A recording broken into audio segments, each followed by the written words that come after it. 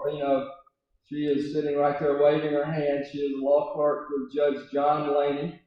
And the executive committee has approved her membership, and we're happy to have her with us as a member of the bar and as a member of a new member of the local bar association. Colleen Godfrey was approved by the executive committee some time back. That name sounds familiar because she is Judge Maureen Godfrey's daughter. She is working for Judge Gil McBride as his law clerk. I think Judge McBride and probably Colleen are up in Harris County in trials today, so we would welcome her.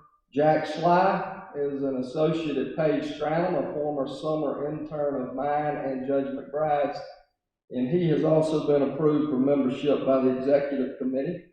Siobhan Thomas II, son of Siobhan Thomas, has also joined us. Siobhan is a law clerk for Judge Bobby Peters, and John Brewer, who I think I saw a moment ago, who I think effective today is an assistant public defender for the Chattahoochee Circuit. For the last year or two, he has been a law clerk for Judge Art Smith, and today is his first day with the public defender's office. So those are the folks that I don't think I've introduced previously. I would make a formal motion at this time that the membership approve all of them as members. Is there a second to that motion? There is a second. All in favor say aye or raise your hand. Any opposed? No opposed. They are all accepted as members. Welcome to the Bar Association, and we look forward to having you here, joining us and participating in your local bar. It is fitting now that we turn from the newest members of our Bar Association to our more experienced, seasoned members of our Bar Association who are here with us today. We have 4 individuals that are being honored today and are being recognized today. We celebrate those 4 individuals for their contributions to our Bar Association, but more importantly, their contributions to the legal profession in general and to our legal profession here in Columbus. Each of them has played a valuable role in our legal profession in Columbus, and all of us, old and young alike and everywhere in between, look up to our older lawyers and our more experienced lawyers. We look to them for guidance, we look to them for direction. Sometimes we just look to them to observe how they handle themselves. How do they handle themselves in court? How do they handle themselves when they're dealing with opposing lawyers or opposing parties? Because the practice of law is called a practice for a reason. We're all getting better. We're all hopefully getting better. We're all working to become better lawyers and more effective representatives of our clients. And we get that way, quite frankly, a lot of times by watching those who have gone down the path before us and learning from their example. And we have 4 very fine lawyers here today that we're going to recognize who have taught a lot of lawyers in Columbus a lot of things about the practice of law and how to be a lawyer and be a good lawyer in Columbus. So we salute all 4 of them.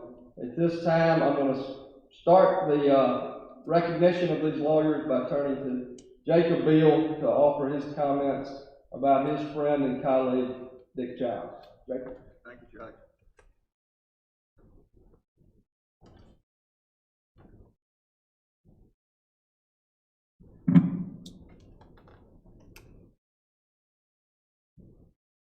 Richard Allen Childs was born on May 23rd, 1946, in Pellegra, Miasma County, Georgia, which is midway between the Okefenokee Swamps and Climax, Georgia.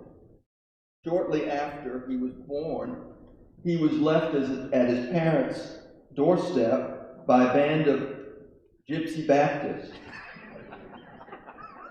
His parents lovingly took him in and raised him, but as with his friends and family over the years, they didn't quite know what to make of him, and we still don't. Dick has excelled in academics and sports in elementary and high school, being a member of the 1964 Georgia All-State basketball team. He entered Mercer University in 1964 on a basketball and ROTC scholarships and continued his outstanding academic and sports career and record from high school at Mercer.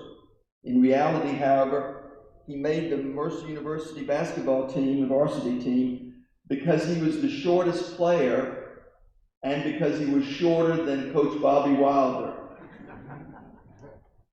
While at Mercer, Dick and his ATO fraternity brothers frequently held tent revivals in South Georgia with great success. Those revivals were leading him to the ministry. Sadly, a controversy arose as to the division of the love offerings that were given to Dick at the revivals. The ministers of the attendees at the revivals thought they should share the love offerings. Dick disagreed. He thought otherwise, and then he decided that he wanted to go into the law where love offerings, or fees as we call them, do not have to be shared. He graduated from Mercer in 1968, majoring in history and political science, being Chief Justice of the Honor Council, a member and officer of Blue Key, a member of the Student Council, president of his fraternity, and an honor student in RTC. He entered the Walter F. George School of Law at Mercer University in 1964, but shortly thereafter transferred to the University of Virginia's law school when he heard that they had a diploma that was twice the size of Mercer and personally signed by Thomas Jefferson. You see, as with Morgan and Morgan, size does matter to Dick.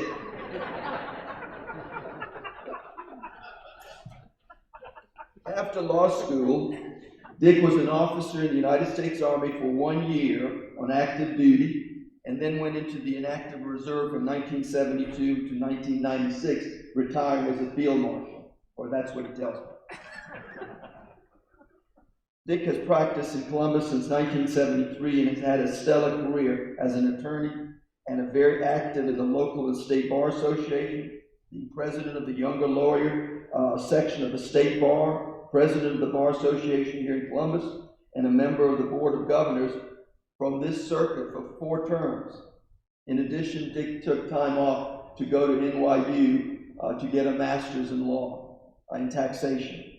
In 1974, Dick made the smartest decision of his life, and that's when he married Mimi Pease, who has spent the better part of 40 years smoothing out his rough edges with a horse file.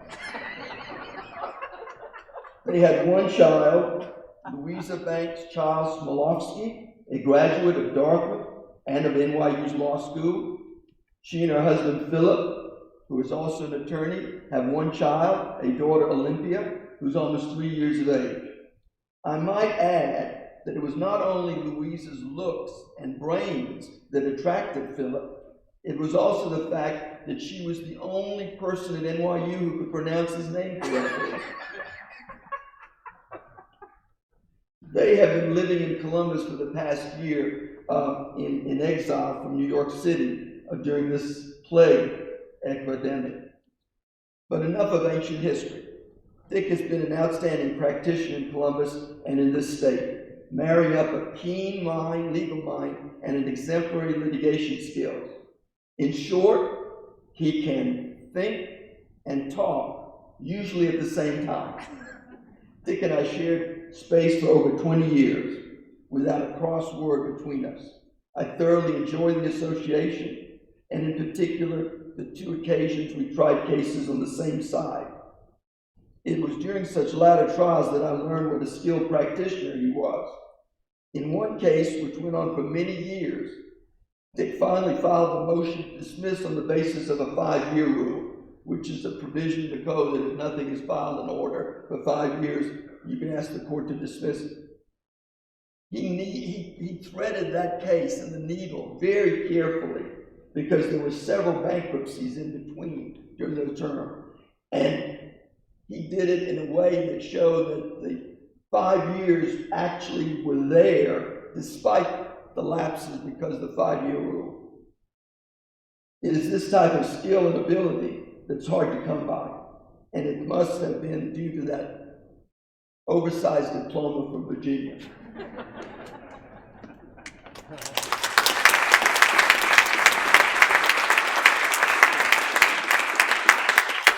as the MC of this program, I have given all of our honored guests, they have reserved time for rebuttal, and I've given them a chance to rebut. I have a feeling Mr. Childs would like to offer some rebuttal at this time. Mr. Childs?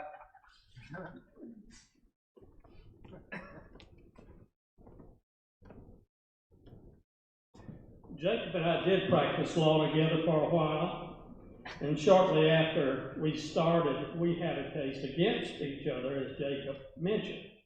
We had a little office, but Jacob had a law library. And the subject matter involved was something for which Jacob had quite a good bit of expertise, and I was sort of a novice. So I would go over and look at Jacob's treatise on this whole subject. Pretty soon I started leaving my file over there. Jacob started leaving his file over there. Jacob never looked at my file. I never looked at his either, but Jacob, I don't know if you ever found that yellow sheet that said smug in your file. So we tried the case together, and Jacob argued that I was the Wizard of Oz, which he meant, and by which he meant wizard. The wizard would go, now, look here, don't look behind the curtain. And Jacob was accusing me of trying to get the jury to look behind the curtain. Well, it evidently worked, and Jacob won. I've never admitted it.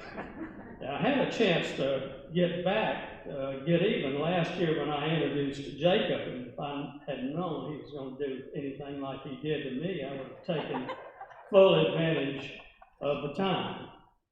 I did come here in the early 70s. I met my wife, Mimi. I had to go off into the Army. Mimi got married, went to Fort Benjamin Harrison, and the big rip came along. It was the time of Vietnam. A lot of my friends were going and went over there, and a few of them have their names on the wall in Washington. So I got a chance to, a lot of people who wanted to stay in did. I got a chance to come back, and I did. Practice with a firm called Rogan, Jones and Layfield for a while, and I really appreciate the opportunity those guys gave me, and I really enjoyed it. And I did that before I went with Jacob. I married Mimi. We have one daughter who's sitting right down there with my son-in-law and my brother-in-law. You guys did not bring Olympia. She's our little granddaughter, and it's just great to have them here.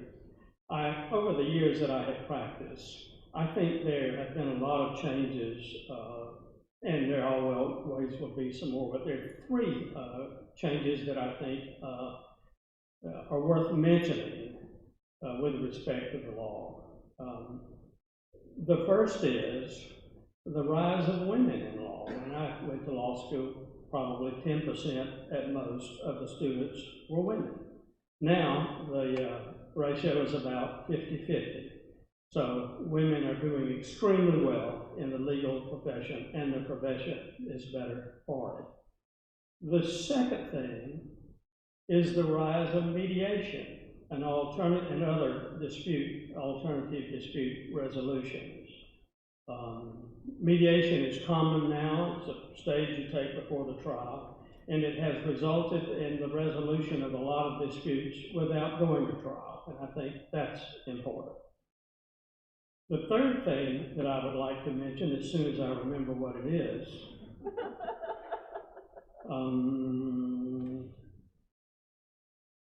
the third thing, well, we might just have to do because right now I can only remember two. But I had enjoyed living in Columbus. I had great mentors who helped me in the practice of law, some of whom are here. I intend to practice a few years more, and I look at all the changes that are occurring, and I think justice is getting better. The wheels keep turning, but the curve of history bends towards justice, and I think that is happening in our state and in our city. So I want to thank everyone. Thank you for giving me this opportunity to thank myself. I've enjoyed practicing here. Mindy couldn't come today. She had recently had an operation, and she's immobile for the time being. But she'll be better soon. So I just say thank you and look forward to 50 more years of practice.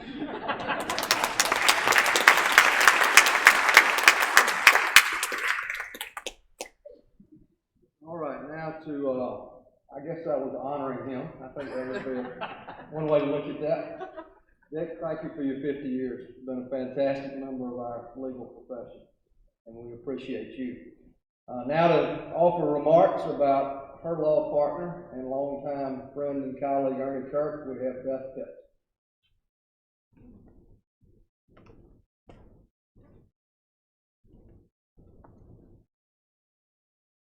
I have to say that when Ernie asked me to do this, I thought, oh, this will be easy. We'll be on Zoom.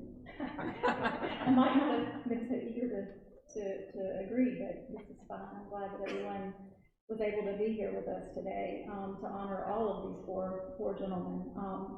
It is my pleasure that I present this tribute to Ernie for his 50 years of service and dedication to the practice of law. I'm honored to say that I have had the pleasure of practicing with Ernie for 27 of those 50 years, which ages me as well, pretty hard to believe. But Ernie, as we all know him, hailed from the state of New York, where he still has family that lives there. He graduated from the University of Virginia for undergrad in 1968, and then attended and graduated from the University of Georgia School of Law in 1971. While he was there, he met and was graduated with classmates Chuck Staples and Ed Sprouse, which I didn't know as I began to talk with Ernie about today and what we would have to say. He brought to me an article from the Ledger, which I'm going to give to Judge Land at the conclusion here to scan and send out for people to have a look in the bar, dated Thursday, December the 9th, 1971, and it is pictures of all of the recently acquired lawyers to Columbus for that year. And in these photographs, of course, Chuck Staples, Dick Childs, and Ernie are all included here. Mr. Sprouse, I believe, was in Savannah at that time. But interesting little point of fact in the article, as I said, is from December 9th of 1971 in the Ledger, which we'll share with the bar to have a look at what they looked like back in that day. Ernie came here at the direction of and request of a solicitation by Ed Kelly at the law school to hire some new associates for the firm here. He came here and he joined the firm immediately of Kelly, Champion, and Henson, as it was known then. Two of his other classmates from UGA also joined the firm at that time, but had long since moved away from the area. Before coming here, while he was in law school, he served on law review. I believe that Chuck Staples and Ed Sprouse also served on law review with him. And he also was on the moot court board while he was there. He had a couple of articles that were published while he served on the law review at the school. It seems that Mr. Kelly went to go and obtain the best of the best at the school, and at least in Ernie, the one that I know that he brought into the firm, he did a great job. When he joined the firm, which had been in place, the firm I think started in about 1960, he joined the ranks of and did work with and for, at that time, John Denny, Funky Peas, and Ray Allison, all who became partners with him later in their careers.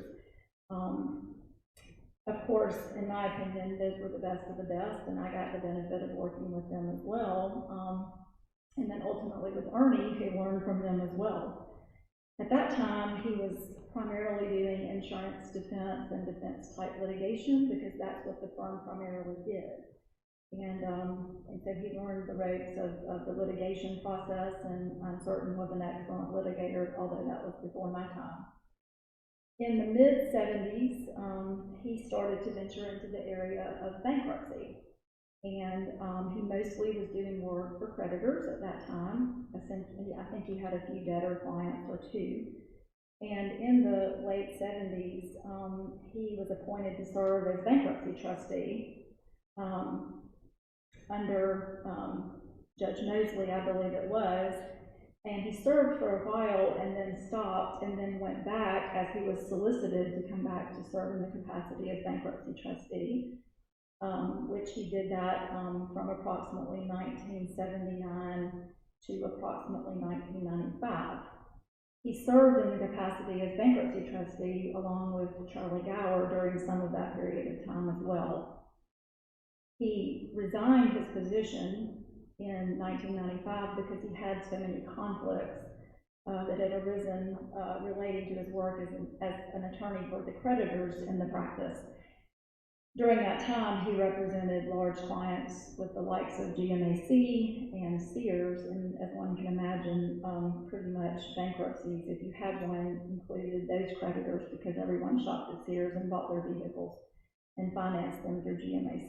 So he limited his practice at that time essentially to bankruptcy creditor work.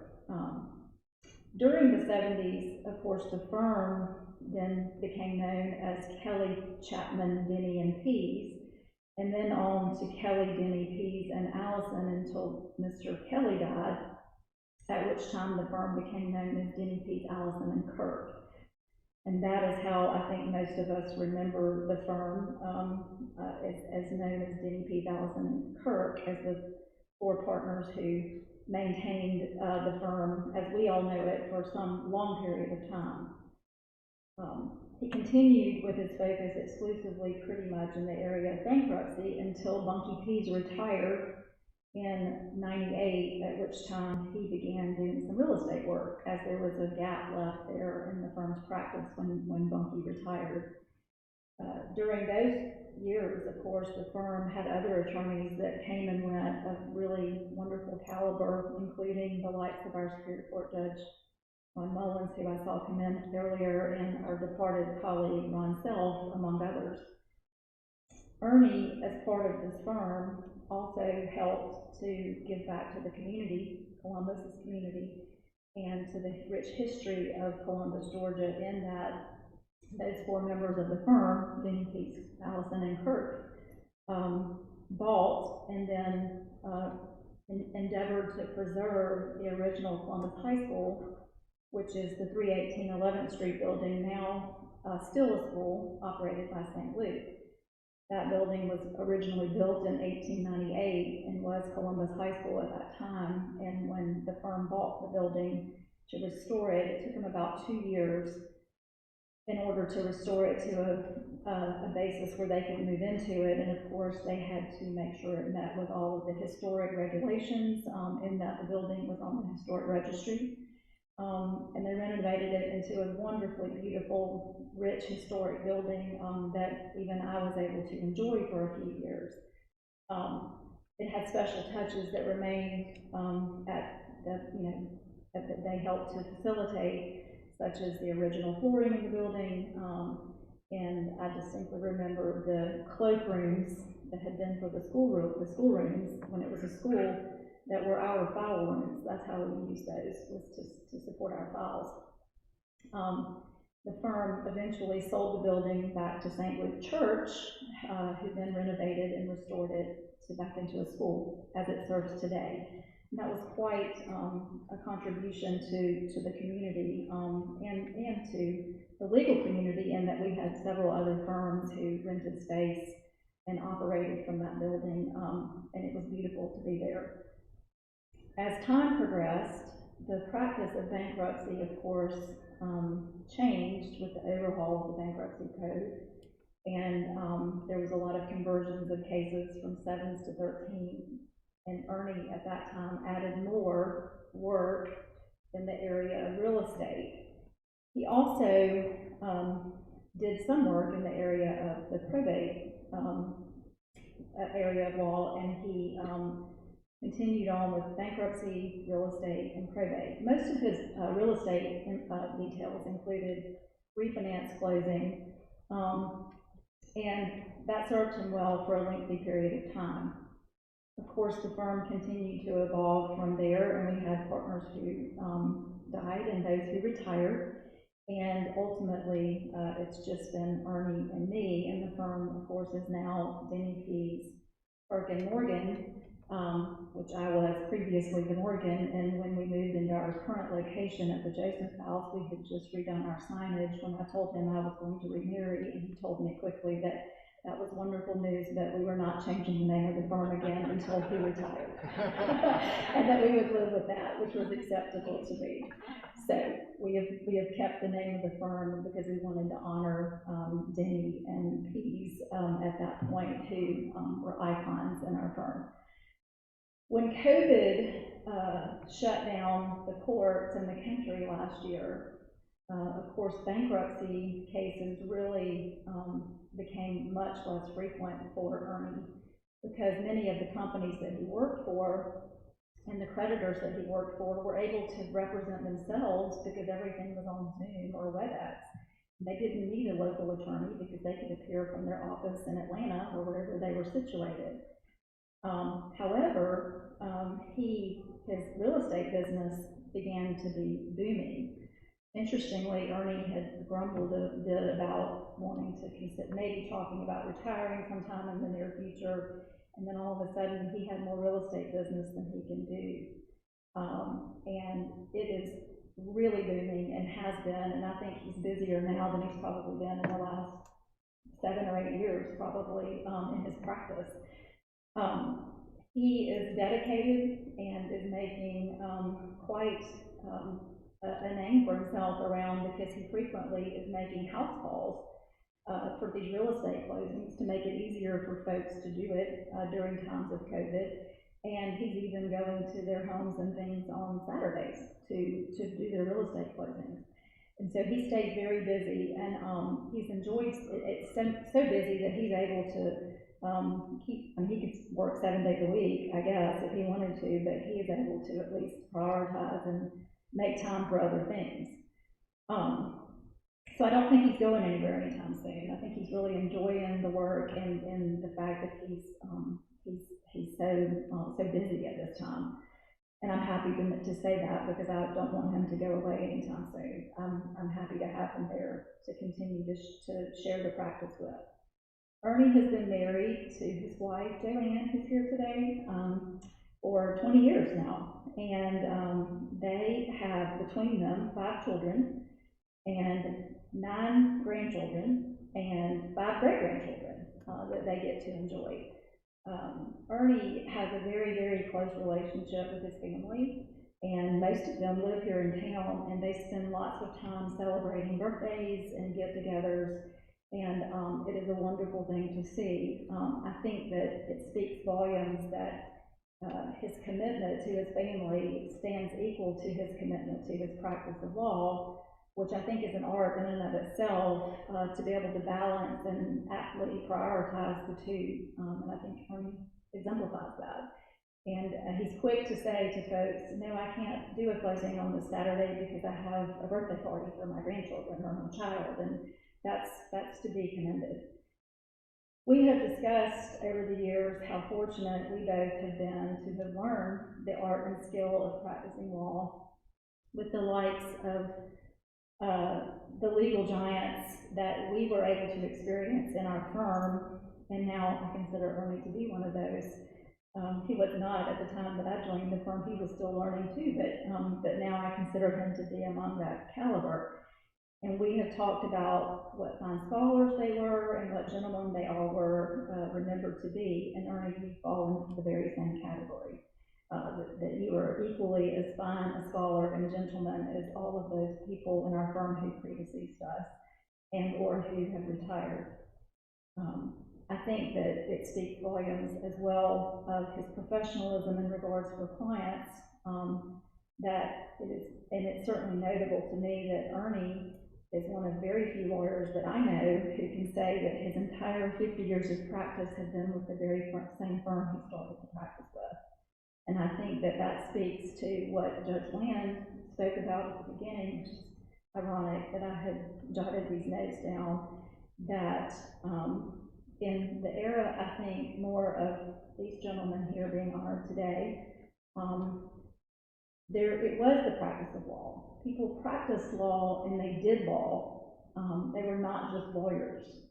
And interesting that Judge Land touched on that, because I believe that Ernie also has been one who practiced law, which is why he was always with the same firm the entire time, because his interest was in practicing, not in necessarily changing partners or so forth.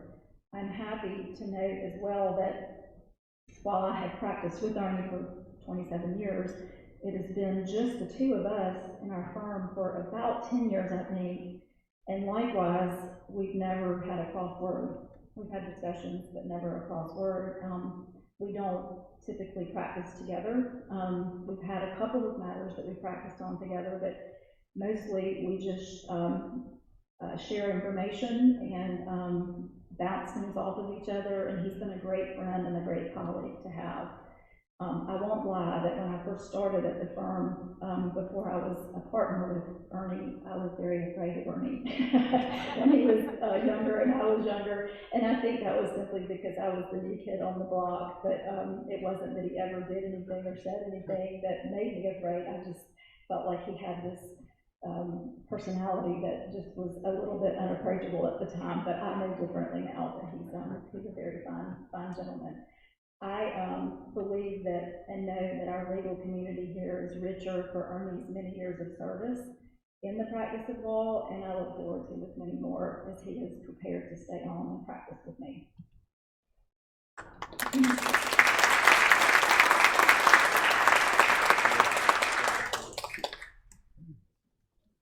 Ernie, if I had that many nice things said about me, I might just keep my seat, but I will yield the floor to you.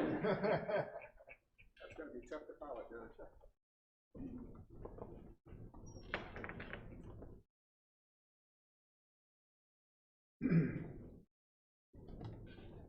Judge Land, thank you, Dave, for those kind words. It is a distinct honor for me today to stand on the stage with such distinguished colleagues as Chuck Staples, Ed Sprouse, Dick John. Ed, Chuck, and I were classmates at Georgia. Dick and I walked the same pavement at the corner in Charlottesville from time to time. Not at the same time, but it's nice to talk about that place. Today is a day when I have to give thanks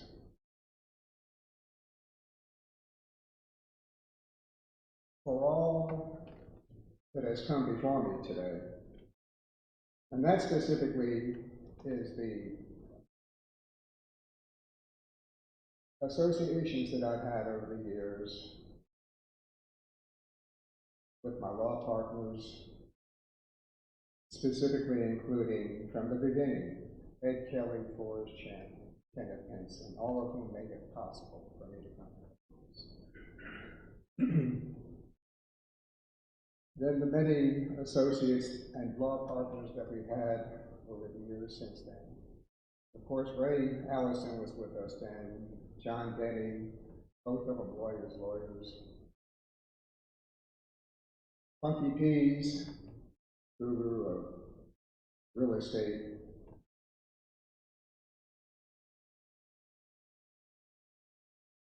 Judges McBride, Judge Mullins, Judge Lumpkin, all of whom I've had the pleasure of practicing with. Good friends, Phil Johnson, others that have been with us for short periods, Rick Marchetti, Paul Bennett, Randy Lomax, and the list goes on and on. I have been honored to have been associated with and learned from each and every one of them. I've learned from each and every one of the judges that I've been able to practice before. You never go into a courtroom without coming out having learned something. And for that, I am beholden. I, of course, give thanks to the law clerks. They are the professors of procedure. They get us, especially as young lawyers, they tell us how it's supposed to be, and it is invaluable. And to our legal assistants, and a special shout out to Linda Mones, who really does a great job of keeping our office together. And last but not least, to my family.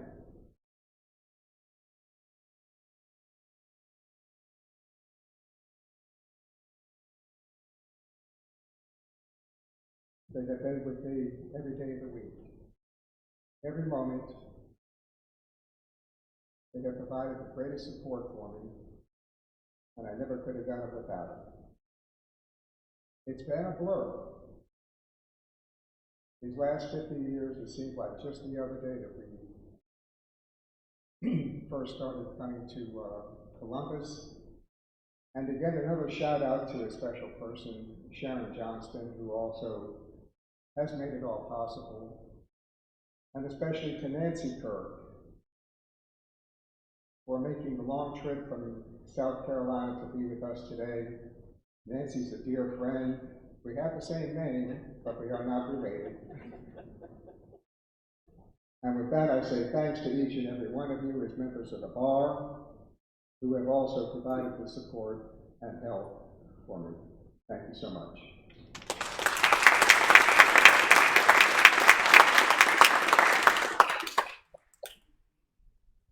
All right, Ernie, you were recruited to Columbus by some true legal giants, and we're glad you accepted their call, and we appreciate your service to our profession and to our community. Columbus is better off because you came, and our profession is better off because you have served us. Thank you so much for your 50 years of service. At this time, I'll ask Mark Calhoun to come and speak about his longtime partner, friend, and colleague, Ed Sprouse.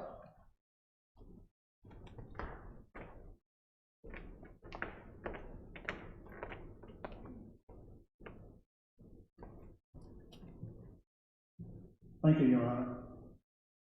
It's my great privilege and pleasure to stand here today and tell you a little bit about a man most of you know, James Edward Sprouse.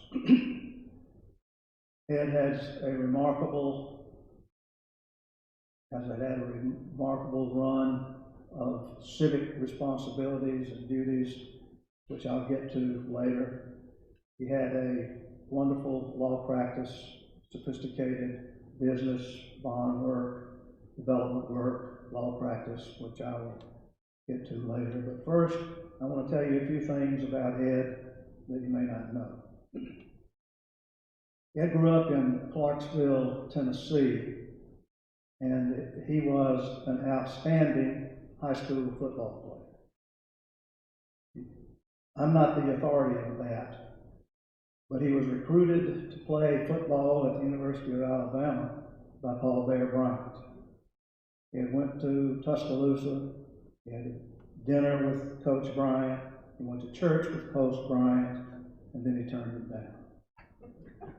Ed decided, wisely I think, not to play college football, and instead enrolled in Georgia Tech. It was while he was at Tech that there occurred an event in his life that he doesn't like to talk about, and I've only heard about because I was not there. But the more I think about it, the more significant I think it was. He was a member of the SAE fraternity, and as the story goes, on one occasion, the SAEs decided it would be fun to see if any of them could direct a stream of urine over a Volkswagen without getting the roof wet. Ed Sprouse did. No one else did. And the more I thought about it, I thought that was a moment that showed that he was a chosen one. Much like young Arthur Pendragon, when he pulled the sword from the stone, Ed was shown to be a born leader of men. And women, for that matter. And it turned out that way. He majored in something called IM, Industrial Management. I don't know what that was. He was not an engineer. But he graduated from Georgia Tech in 1965. And he went to work for Dow Chemical. At that same time, he married his longtime sweetheart, Sharon, who's with us here today. And they went first to Midland, Michigan, and then to Seattle, where Ed was involved in selling Dow chemicals. He decided that that work was not fulfilling enough, and came back to Georgia and entered University of Georgia School of Law in 1968. It was there that I first encountered him. I got out of the service in 1969, came to Athens to enter the law school. Just by chance, bought a small house in a small neighborhood on the outskirts of Athens. And right down the street lived Ed and Sharon Sprouse. They had a young daughter. We had 2 young daughters. We fit together quite well and became very close friends. Ed, in fact, helped me dramatically survive the first year of law school by lending me some of the best notes you've ever seen, including warmed over Centel, for those of you who are familiar with that. And it got me off on the right foot. Ed, of course, was touching all the right bases in law school. He was not only on the Law Review, he was executive editor of the Law Review. He clerked at Alston & Bird during the summer and graduated near the top of his class. During that time, Ed and I and 2 other folks who were similarly situated in the neighborhood went together and bought an automobile so that we could drive 15 minutes or so to the university from our neighborhood. The automobile was a early 1960 model Fiat 500, the Cinquecento, for those of you who know Italian. It had some disadvantages, the main one being it wouldn't start when you turn the key, but you could push it off, and we did that many times. 4 of us crammed into this little car. In the back seat, there was a hole in the floorboard where you could look down and see the pavement passing underneath. But we made it to law school. 3 of us were in law school, 1 was in business school, for a couple of years doing that. We paid a grand total of $100 for this car. And when Ed was the first one to graduate and leave, we redeemed his 1/4 share by giving him a bottle of scotch. When he left Georgia, Ed went to work with the fine Savannah law firm of Bowling, Williams & Lee. He was down there for the better part of 2 years. We decided that Atlanta was calling, so we went back to Atlanta and joined the firm of Arnold Gold & Gregory. So, unlike Ernie, who'd been in 1 his whole life, Ed was already in 2 in the first 2.5 years. I had come to Columbus after I graduated a year later and had gone out after a year at what was then the Swift Pease Davis and Chapman firm to be a partner in a new firm called Martin Kilpatrick and Davis.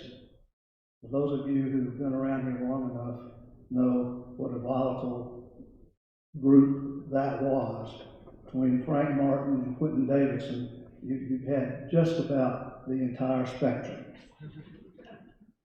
We were pretty successful pretty quickly, and it soon developed that we probably had more work to do than we could handle, and that was particularly true in the area of business and finance. I knew Ed Sprouse, we had kept in touch, and I knew that was his area of expertise. So I convinced Paul and Butch and Quentin that we ought to try to recruit Ed, and so we did. We wooed him with tickets to see Elvis concerts and dinners at the Big Eddie Club, and we were successful in landing him when he came to our firm in about 1974. One quick story about that will tell you a little bit about how our world has changed. We delayed a little too long over our after-dinner drinks at the Big Eddie Club one night when Ed was scheduled to fly back to Atlanta. We got in the car and we raced to the airport. We got there, the line had already closed, the plane was in the process of getting ready to go. We thought, my gosh, Ed's not going to be able to get back to Atlanta. But unbeknownst to us, Butch Martin went out on the tarmac, flagged down the plane, got them to reopen the door, bring the ladder out, and Ed got on the plane and flew home. Can you imagine that happening today? It's just not possible. The firm of Martin, Kilpatrick and Davidson was combustible and eventually exploded. But during that time, we had a lot of great lawyers come to work for us. Bill Tucker, Chuck Ford, Sanders Griffith, John Tanzine, really, really great lawyers. And at some point, Ed and Chuck and Bill decided they had had enough of the drama that went around from that firm, and they left and set up the firm of Sprouse, Tucker, and Ford. So now it's been 4 law firms. But this was his law firm, and it was a very successful law firm. I missed him very badly, although we were still good social friends. And then in 1996, I guess it was, Sprouse, Tucker, and Ford merged with Page Cranham to become Page Cranham, Sprouse, Tucker, and Ford, which I was fortunate enough to join a year later. And somehow 25 years got away, and here we are today. I'll get back to Ed's civic involvement. It's nothing short of amazing. He was on the board of St. Francis. He was involved in the Muskogee Excellence of Education Foundation. He was president of the Rotary Club. He was just about everything to historic Columbus. I'm probably leaving something out. The Chamber of Commerce, the Development Authority. He had a hand in all of it, to the extent that I soon began to realize that the greatest thing I ever did for my adopted hometown was to bring Ed Sprouse here. He, in his law practice and in his work in the civil area, charitable area, it's just been remarkable. There are a lot of people in this town who are responsible for the changes that we have seen downtown. Some of them members of this bar, many not. But Ed Sprouse belongs up on that pantheon of heroes, because if anyone had seen what Columbus, and remember what Columbus, Georgia looked like in the late 70s downtown, and contrast it with what's there today, it's because of the efforts of people like that. It's been my great pleasure and honor to know and work with Ed. Thank you.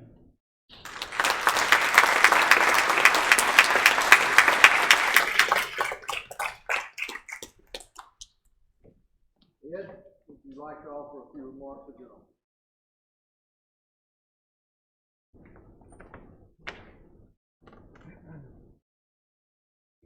Well, I never was much of a trial lawyer, but I think after what I've heard my law partner and friends say, I just need to say, Judge, I rest my case. No, I really, I was fortunate enough to, as Mark said, became friends in law school, and he was a large factor in my coming to Columbus and being able to practice with Mark and Paul and Kilpatrick and Mark Kilpatrick and Davidson was a true pleasure. When you practice some in Atlanta, and that's where I had been before, and you see what it's like to have to, the hours you had to work, working, just getting in and out of Atlanta, downtown Atlanta for one thing, is just to me, is a disaster. And when I was approached by Mark and Paul, I think, about coming to Columbus to be with Martin Kilpatrick and Davidson, I think I'd have to say my wife was here, Sharon. I jumped at the chance, and I have never been disappointed, and I have enjoyed being here practicing law, where lawyers are civil. Not true in a lot of places, and a lot of you litigators and others know that better than I. But it's just nice to be in an environment where you've got the common respect that you have here in Columbus. And I just say, thank you, Lord, for my being here.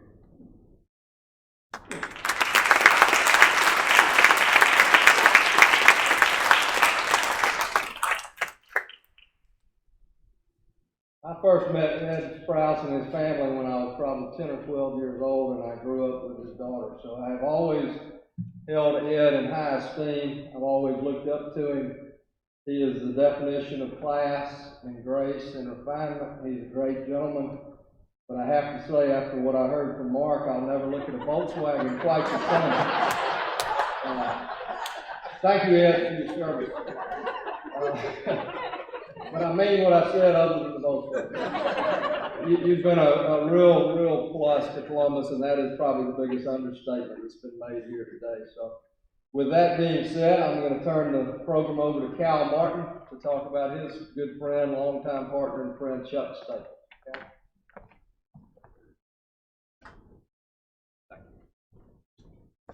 The first thing I want to say is I'm not sure who was the most nervous about me doing this, Judge Land or Betsy, because every time we get an email to the group of us about who was doing what, it would always have, after mine, after Chuck's name, in parentheses, it would say, "Are you sure you don't want to reconsider Cal, Chuck?" And so I'm going to do the best I can, but after some of what I've already heard, I think I'm going to be okay. I've known Chuck since about 1978, which is when I clerked at Hatcher Stubbs, and then went to work there in 1980. So we practiced law together for 41 years. I'll tell you a little bit about him. I don't know if you know some of these things. I'm sure you do, and some of them you won't, I think. But Charles Toon Staples was born May 18, 1945 in Columbus. He moved to Auburn when he was 18 months old, and that's when he grew up. That's where he grew up, was in Auburn. That's where he went to school, all 12 years on the same campus, I think. He was a merit finalist, honor society, played football, baseball, and basketball, which you may or may not believe to be true, but that's what he told me when I asked him. Then, after he graduated from Auburn High School, and contrary to a rumor that I believe was started by Judge Bill Smith and perpetuated to this day by Judge Bill Smith, Chuck did not go to Auburn University. He went to Washington and Lee, where he performed very well. He was a George Baker Scholar, Beta Sigma Commerce Club, and again, I am told, played football for 3 years. And I had always heard that he was a guard, but he told me he was a linebacker. And did anybody here see Chuck Staples play football at WNL? Does anybody have any photographs of Chuck Staples playing football at WNL?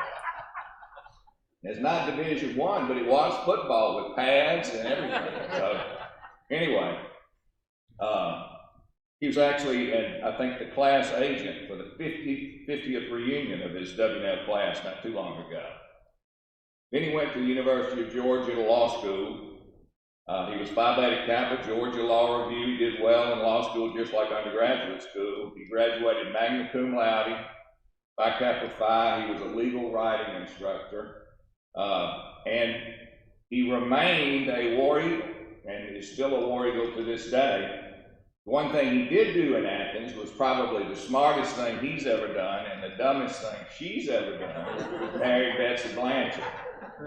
And after 51 years, tried and true, without skipping a beat all the way through, they're still married happily today. After he finished law school, he came back to work at Hatcher Stubbs, Land, Hollis, and Rothschild. That firm had been in existence for quite some time. Chuck had an office practice. We called it a loose leaf lawyer because they used his books. Ed used to use them too. The books in the back, you could take the pages out and replace them. So all of us who were real lawyers that went to court call those lawyers loose leaf lawyers. Now, Chuck did corporate work, estate planning work, and I tease him, but Chuck is one of the smartest lawyers I've ever worked with or seen do anything. When he sets his mind to do something, he can do it. And he's done a lot of big deals over the years. And one way you can always know when he's working hard, Mr. Hatcher reminded me of, is that he'll stick his tongue out like that. And that means he's concentrating. If he's sticking his tongue out like that, he really is thinking, so you need to watch out for it. But I think Chuck started off, he thought he might be a real lawyer and go to court, and he had 2 jury trials. But the adjuster settled both of those trials during the trial, and he never went back to court again. I don't think Colonel Stubbs would let him, after the adjuster reported that after Chuck Staples' opening statement, he didn't have any choice but to settle those 2 cases.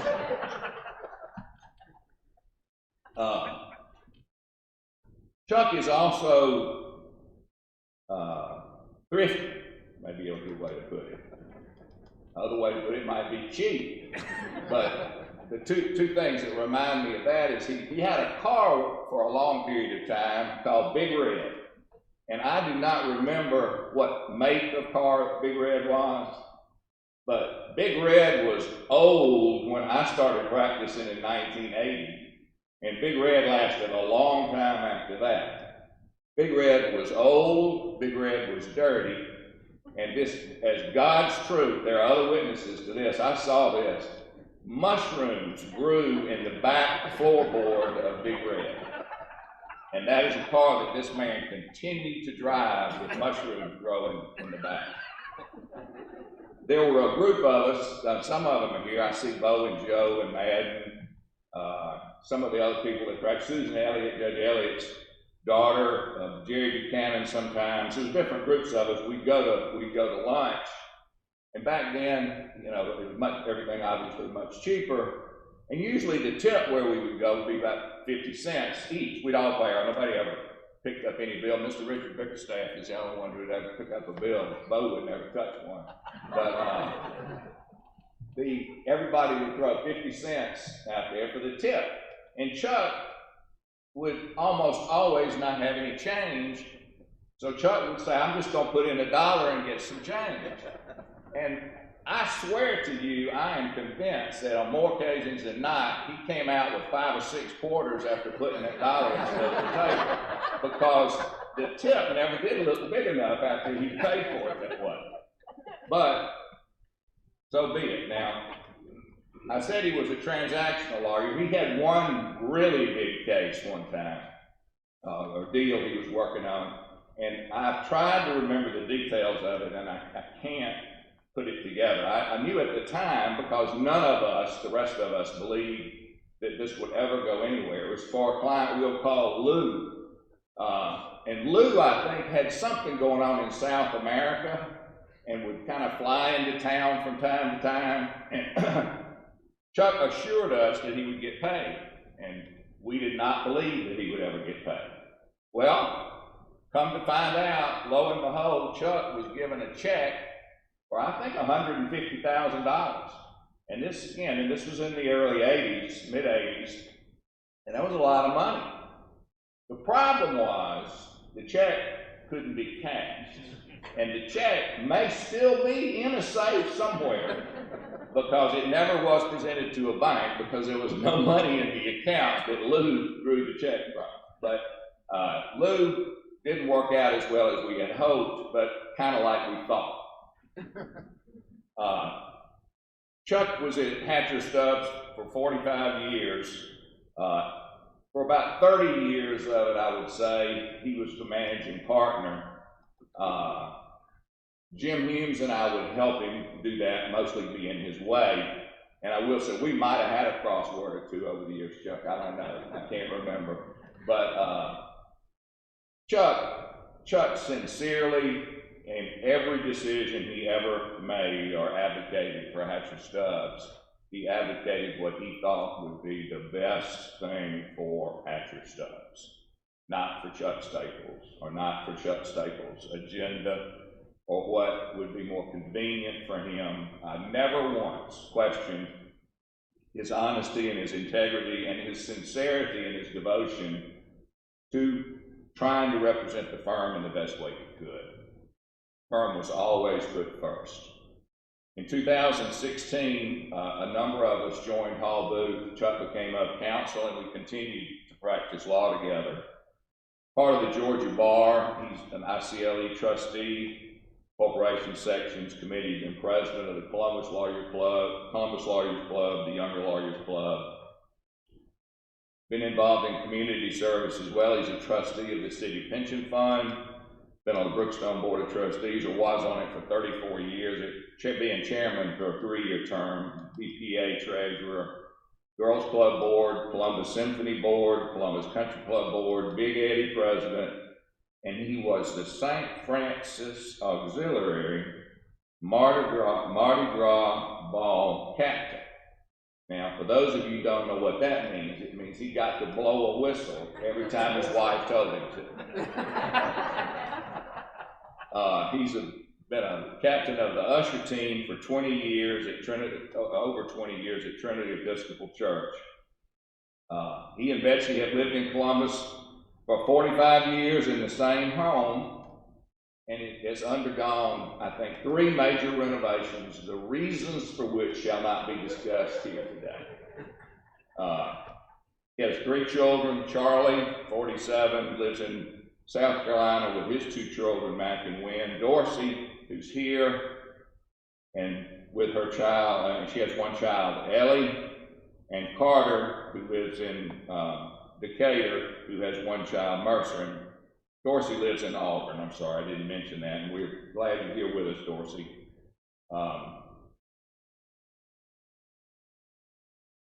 Chuck is truly an unselfish, kind, intelligent person. He more than anybody I think I've ever known, puts people ahead of himself and tries to do what's best for his friends, his law partners, and his family. And he's as fine and honest a man as I know. I'm deeply honored to do this, and I feel like I'm doing it standing in for somebody who lost in 2007, Jim Higgins. I'm proud to call you my friend and partner.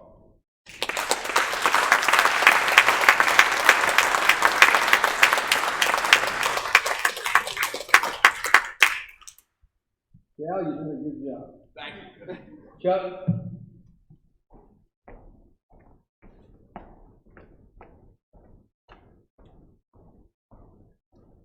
Thank you, Judge. Cal, I appreciate the kind words. We're all surprised.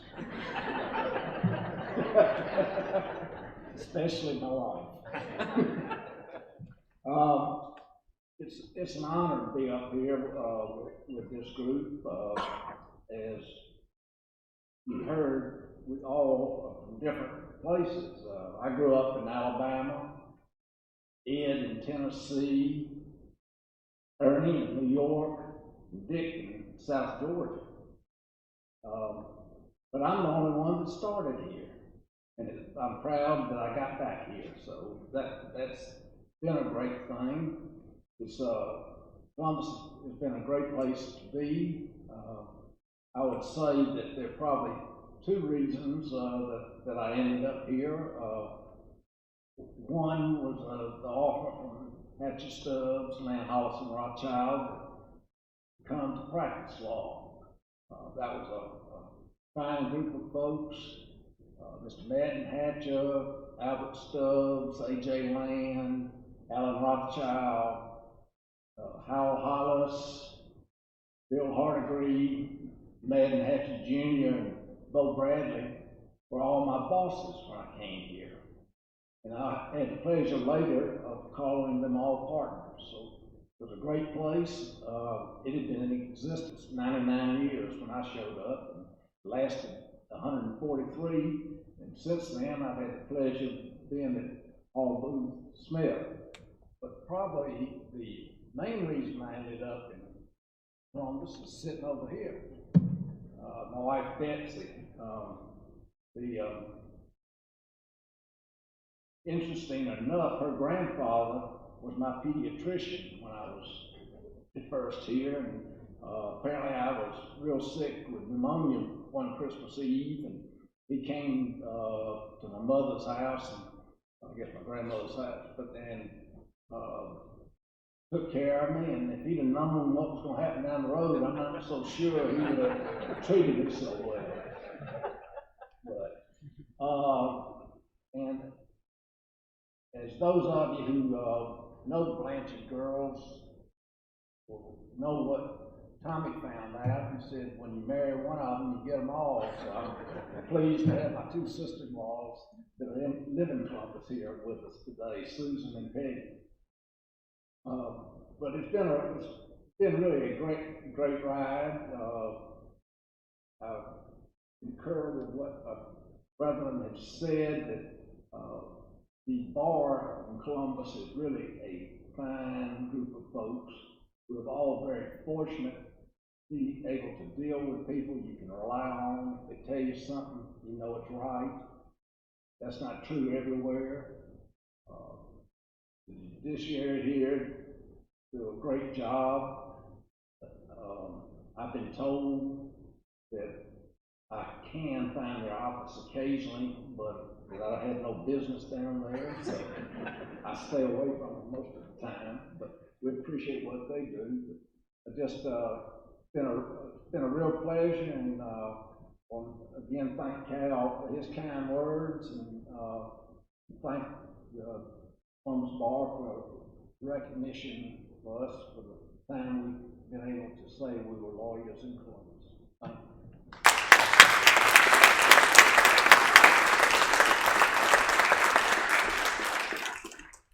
All right, thank you for that, and thank you, Chuck, for your 50 years of service to our community and to our profession. We're all better off because of all of you. And I'd like to give all four of these lawyers who have been honored today that represent over 200 years of law practice in our community one final hand and round of applause.